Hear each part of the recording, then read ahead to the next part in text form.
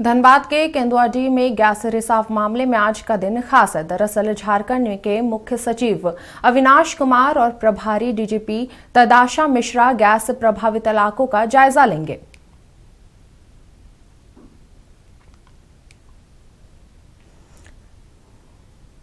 इसी खबर पर अधिक जानकारी के साथ हमारे सहयोगी दिलीप जुड़ चुके हैं हमारे साथ धनबाद से। जी दिलीप, धनबाद के केंदुआडीह में जो गैस रिसाव का मामला काफी दिनों से चल रहा है, उसका आज काफी खास दिन है क्योंकि मुख्य सचिव और प्रभारी डीजीपी दोनों आज जायजा लेने निकलेंगे। क्या कुछ है पूरी जानकारी? देखिए, बिल्कुल जिस तरह से पिछले कई दिनों से यहाँ पे लोग गैस त्रासदी से परेशान हैं, उनकी दिक्कतों का समाधान करने को लेकर के प्रयास किए जा रहे हैं, लेकिन वो नाकाफ़ी दिख रहे हैं और प्रयास नहीं के बराबर किए जा रहे हैं। और देखिए, इस वक्त हम वहीं केंदुआडीह थाना क्षेत्र में, मैं सही कहूँगा वो दिखाएं मेरी बाईं और आप देखिए यही राजपूत बस्ती है जहाँ पे गैस रिसाव की घटना घटी थी जिसमें 2 लोगों को अपनी जान से हाथ धोना पड़ा। और मेरी और दाहिनी और ये केंदुआडीह थाना है जो शिफ्टिंग की प्रक्रिया चल रही है। और सिर्फ थाना शिफ्टिंग की बात नहीं है, ये अन्य इलाकों के पूरे लोगों की शिफ्टिंग की बात चल रही है जिसका लोग विरोध कर रहे हैं। वो पिछले कई वर्षों से यहाँ पे रहते आ रहे हैं, आखिर वो जाएंगे कहाँ?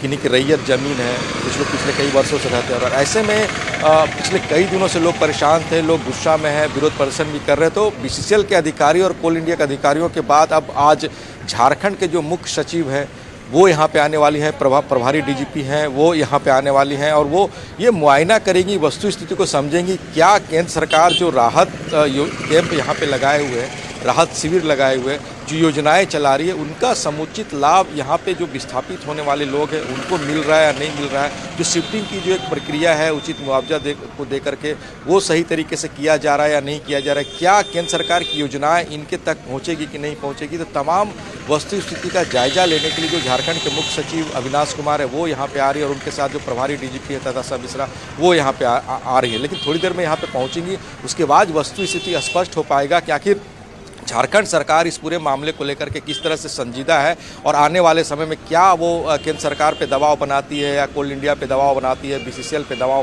बनाती है, ताकि जिस तरह से यहाँ पे 2500 से ज़्यादा परिवार आज विस्थापन का दंश झेल रहे हैं उनके सामने अच्छी पहल हो। जी दिलीप, इस पूरे मामले पर लोगों का क्या कुछ कहना है, क्या कुछ उनकी मांगे हैं? क्योंकि प्रशासन अपनी ओर से तो पूरी कोशिश कर रही है लोगों की मदद करने की। देखिए, लोग यहाँ पे यही चाह रहे हैं, पिछले कई वर्षों से यहाँ पे रहते आ रहे हैं, पुश्त दर पुश्त यहाँ पे रहते आ रहे हैं, कई पुश्तें यहाँ पे बीत गई और कई लोग यहाँ पे रैयत है जिनकी अपनी ज़मीनें अपनी मकान है। उनका साफ तौर पे कहना है कि कोयला उत्पादन के समय अनियमितताएं बीसीसीएल की तरफ से बरती जाती है, केंद्र सरकार के तरफ से बरती जाती है, कोल इंडिया की तरफ से बरती जाती है, लेकिन उन अनियमितताओं का शिकार ये लोग क्यों बने? क्यों नहीं पहले से सही तरीके से माइनिंग की गई थी? आज जब गैस रिसाव की घटनाएँ घटी है तो गैस रिसाव को रोकने को लेकर के गैस की घटना को बंद करने को लेकर के कोई पहल नहीं हो रही है। पहल ये हो रही कैसे इनको विस्थापित किया जाए, कैसे इनको शिफ्ट किया जाए। देखिए, सुबह से यहाँ पे लोग बैठे हुए हैं, उसी इलाके के लोग यहाँ पे इस इंतजार में यहाँ पे कि ताकि जो मुख्य सचिव आज धनबाद दौरे पे केंदुआडीह आ रहे हैं, कई इलाकों का दौरा करेंगे, कोल्हिन क्षेत्र का भी दौरा करेंगे, हो सकता है इन लोगों से भी मिलेंगे ताकि एक उम्मीद जगे कि आखिर राज्य सरकार भी कोई पहल कर रही है, क्योंकि राज्य सरकार भी चाहती है कि जो विस्थापन की समस्या यहाँ पे बनी हुई है उसका सही तरीके से समाधान हो, जो रैयत है उन्हें उचित मुआवजा दिया जाए, जो यहाँ पे पिछले कई वर्षों से लोग रह रहे हैं उन्हें अगर कहीं शिफ्ट किया जाता है तो सही तरीके से शिफ्ट किया जाए ताकि उन्हें आने वाले समय परेशानी ना हो।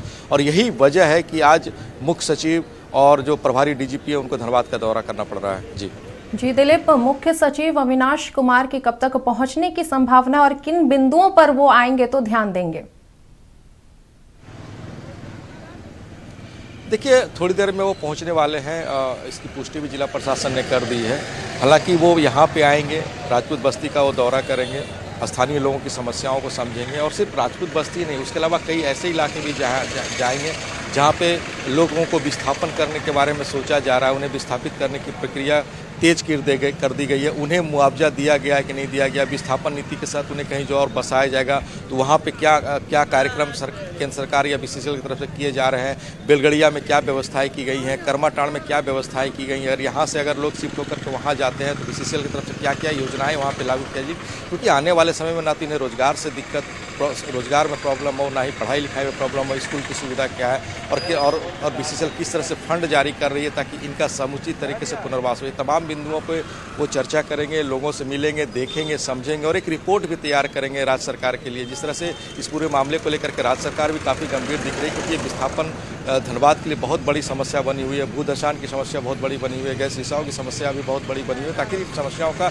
निदान को लेकर के झारखंड सरकार भी कुछ पहल करना चाहती है, तो वो कैसे होगा। हो सकता है कि जो मुख्य सचिव यहाँ पे आ रहे हैं वो एक रिपोर्ट भी तैयार करके मुख्यमंत्री हेमंत सोरेन को सौंपेंगे, उसके अनुसार वो केंद्र सरकार के बात करके कोई नया दिशा निर्देश जारी करेंगे। जी दिलीप, अगर संभव हो तो वहाँ लोगों से बातचीत करें, जरा हमें दिखाएं कि वहाँ के लोगों का क्या कुछ कहना है, किन बिंदुओं पर उनका सोचना है, क्या है। देखिए यहाँ पे कुछ लोग हैं, आप लोग यहीं राजपूत बस्ती के लोग हैं, यहीं के रहने वाले हैं।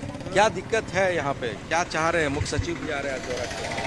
देखिए हम लोग क्या चाहेंगे, जो सब करेगा वही ना, हम लोग भी मालिक भी उम्मीद तो करते होंगे ना, बीसीसीएल के अधिकारी भी आए, राज्य सरकार के अधिकारी आ रहे हैं। हाँ तो अब देखिए क्या करता है, वो लोग आए तब ना पता चलेंगे। देखिए अब कुछ लोग हैं, हम उनसे भी समझेंगे, जानेंगे। यहाँ पे बहुत देर से इंतजार कर रहे हैं। आज मुख्य सचिव का धनबाद दौरा है, साथ में प्रभारी डीजीपी भी है। आज मुख्य सचिव भी यहाँ पे आ रहे हैं, कोल इंडिया के अधिकारी आ गए, बीसीसीएल के अधिकारी आ गए, समस्या जस की तस बनी हुई है। आज राज्य सरकार के नुमाइंदे यहाँ पे आ रहे हैं, क्या कहेंगे? हाँ, राज्य सरकार के निर्देश पर आ रहे हैं ना, तो अच्छा तो है। बात यही है कि जैसे मान लीजिए हम लोग यहाँ के रैयतदार हैं, एलटीएच वाले हैं, बीसीसीएल के जन्म के पहले से हैं। हम खुद रजिस्टर्ड डीड होल्डर हैं, हमारे पिताजी यहाँ बनाए 48 में। ये लोग को जो आप देख रहे हैं ना, ये सबको, ये खतियानधारी हैं, 1800 ईस्वी से रह रहे हैं।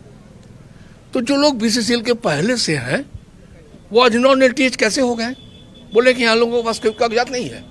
और आज न्यूज़पेपर में भी यही बात आया, बीसीसीएल ने दावा किया यहाँ टोटल नॉन एलटीएच है।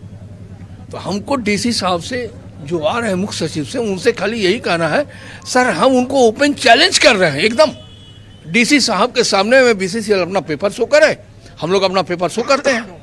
अगर एलटीएच वाले पेपर शो करने में असमर्थ है, उसका पेपर रिजेक्ट हो जाता है, तो हम लोग हटकर चल जाएंगे। 1971 में तो कोलेरी का राष्ट्रीयकरण हुआ था, उसके पहले का वो पेपर कैसे आप सही हो सकते हैं, वो कैसे सही हो जाएंगे?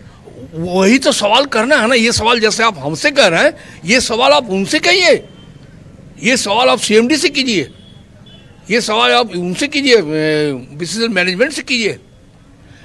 40 साल से 83 का ये लड़ाई है, 42 ईयर्स बीत गया, समझ गए ना। हम लोग बार बार, जब से यहाँ आग लगा तब से बार बार बोले आप यहाँ सेफ्टी वर्क कीजिए, और नहीं तो हम लोग को विस्थापन कर दीजिए। आज नतीजा जो ये हुआ, इसी गैस के चलते हुआ, इसी आग के चलते हुआ।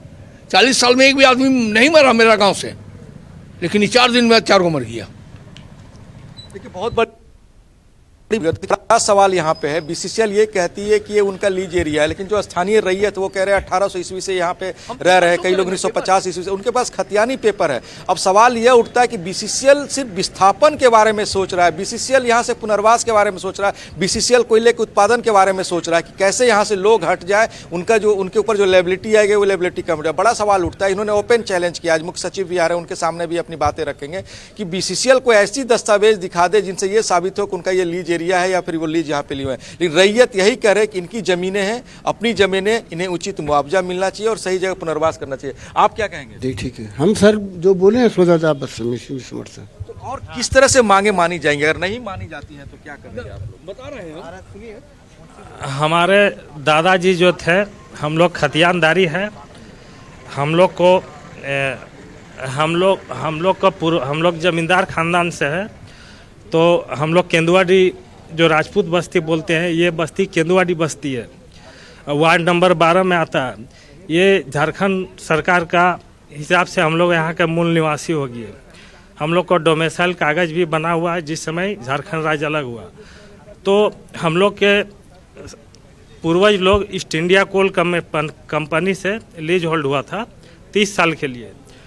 और आज हम लोग को रहती ज़मीन वाले को बीसीसीएल बोल रहा है कि मेरा ज़मीन है, तो हम लोग चाह रहे हैं कि टेबल टॉक हो जाए और उसी समय पता लगेगा कि बीसीसीएल पहले है कि हम लोग पहले हैं। जब राजतंत्र के टाइम में ज़मींदारी प्रथा था, उसी के समय से हम लोग रहते आ रहे हैं और ज़मीन हमारा है। और आप कैसे बोल रहे हैं बीसीसीएल पदाधिकारी जो हमारा संपत्ति है? हम लोग चैलेंज करते हैं, जितने भी डॉक्यूमेंट्स है 1800 ईस्वी से, आप भी टेबल टेक में आइए और डीसी भी रहेंगे, सीएमडी भी रहेंगे। उसी समय हम लोग से वार्ता होगी कि आप अपना जो भी पेपर है आप लोग दिखाइए, पूरा इंटायर एरिया केंदुआडी मौजा का, और हम लोग भी दिखाएंगे पूरा इंटायर एरिया का। वजह क्या बन रही है? क्यों नहीं अभी डीसी के साथ या बीसीसीएल अधिक साथ क्यों नहीं बैठना चाह रहे आप लोगों के साथ? बहुत अच्छा पॉइंट है, सुन लीजिए। आफ्टर बीसीसीएल ने 94 में एक जजमेंट लिया। थोड़ा और पीछे हम चलते हैं, जजमेंट ऐसे लिया 30 साल का जो अभी कहा ना, 30 साल का एक लीज एग्रीमेंट हुआ था ईस्ट इंडिया कंपनी के साथ यहाँ के जमींदारों का कोल इंडस्ट्री चलाने के लिए। वो एग्रीमेंट हुआ था 1911 में। 41 में लीज एग्रीमेंट टूट गया, कैंसिल हो गया, खत्म हो गया। तो आप ये बताइए 72 में जब बीसीसीएल का जन्म हुआ है ना, 94 में जाके उसको वो जजमेंट मिला। क्या टूटा हुआ लीज एग्रीमेंट को आधार बनाया जा सकता है सुप्रीम कोर्ट पर? यह सवाल खड़ा होता है कि नहीं? किस आधार पर वो सुप्रीम कोर्ट से जजमेंट लिया? अगर जजमेंट भी लिया, हम मान लेते हैं सुप्रीम कोर्ट का judgment is all in all, ये हम मान लेते हैं। जजमेंट भी लिया तो उसको जमीन पर जजमेंट नहीं मिला, उसको जजमेंट मिला खेवट नंबर 11 पर। हमको कहना है कि आपका खेवट नंबर 11 पर जमीन कितना है? अब हमारे खेवट में तो है नहीं। मेरा खुद खेवट नंबर 2/3 है, 2/3 मेरा खेवट नंबर है। हम अपना खतियान पेपर शो कर देंगे। हमारे खेवट में कौन कौन सा प्लॉट्स है, आवाज जमीन का ही ना हम दावा कर सकते हैं। हर प्लॉट में जमीन की रकबा कितना है ये हम शो कर सकते हैं। बीसीसीएल करे, उसको जजमेंट मिला है ना सुप्रीम कोर्ट से खेवट नंबर 11 पर, तो ये बताए उसका जमीन कितना है, खेवट नंबर 11 में कौन कौन सा प्लॉट्स है, हर प्लॉट में जमीन का रकबा कितना है, ये उसको करे। तो आज ये सवाल मुख्य सचिव के सामने अगर मिलने का मौका मिला तो कर सकते हैं। एकदम कर सकते हैं। हम इसलिए इंतजार में हैं। हम सर से खाली यही बोले मुख्य सचिव से, सर आप हमें सिर्फ 5 मिनट समय दीजिए। बीसीसीएल ओपन चैलेंज कर रहे हैं, बीसीसीएल अपना पेपर शो करे डीसी साहब के सामने में, जिला का मालिक है, डीसी साहब के सामने में, हाँ, और हम लोग अपना पेपर शो करते हैं। अगर हमारा पेपर फॉल्स होता है तो हम लोग यहाँ से हट जाएंगे। LARR पॉलिसी के तहत हमें फैसिलिटीज दे दिया जाए, हम लोग हटने के लिए तैयार हैं। देखिए बहुत बड़ा सवाल है ये, ओपन चैलेंज करना चाह रहे बीसीसीएल के अधिकारियों के सामने कि अगर उनके पास कोई ऐसा दस्तावेज है तो दिखाए, नहीं तो इनके दस्तावेज को मान्य माना जाए। अब सवाल उठ रहा है कि जैसे ही मुख्य सचिव यहाँ पे पहुंचेंगे उनसे ये मुखातिब होंगे, अपनी बातों को रखेंगे, बस उनका इंतजार है, वो आने वाले हैं थोड़ी देर में। जी दिलीप, बहुत बहुत धन्यवाद हमें तमाम ये तस्वीरें दिखाने के लिए और हमारे साथ जुड़कर ये तमाम जानकारियां साझा करने के लिए।